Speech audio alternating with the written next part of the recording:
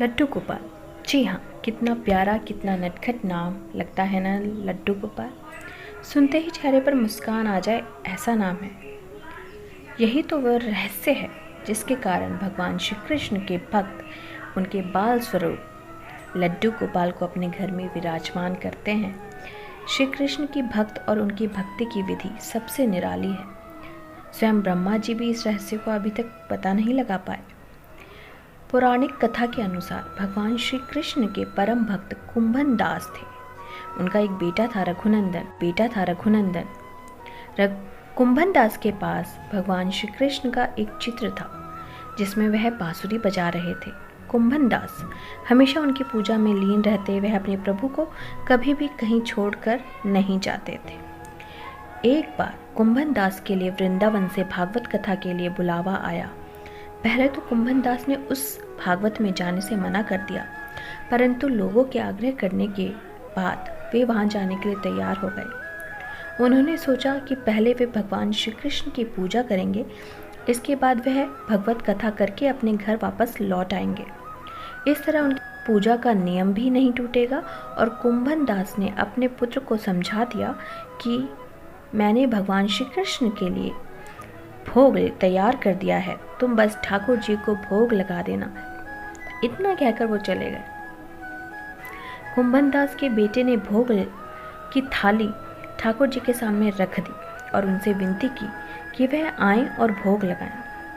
रघुनंदन मन ही मन ये सोच रहा था कि ठाकुर जी आएंगे और अपने हाथों से खाएंगे जैसे सभी मनुष्य खाते हैं।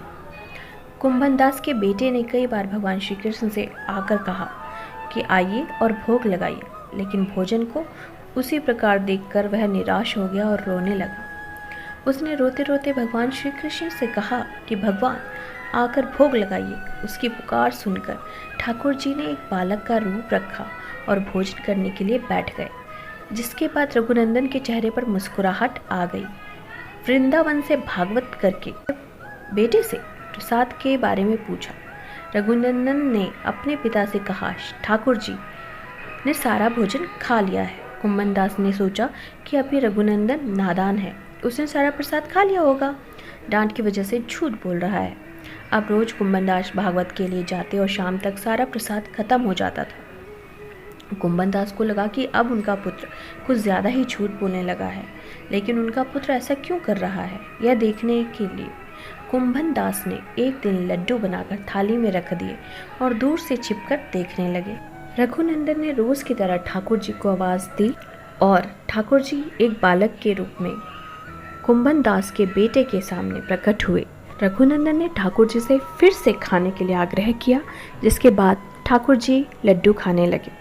कुंभन दास जो दूर से इस घटना को देख रहे थे, वह तुरंत ही आकर ठाकुर जी के चरणों में गिर गए।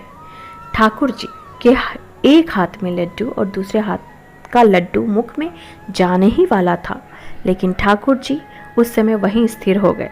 तभी से लड्डू गोपाल के इस रूप की पूजा की जाने लगी और वे लड्डू गोपाल कहलाए जाने लगे। अगर आपको मेरी ये कहानी पसंद आ रही है तो प्लीज़ मेरे चैनल को लाइक, शेयर एंड सब्सक्राइब करिए। धन्यवाद।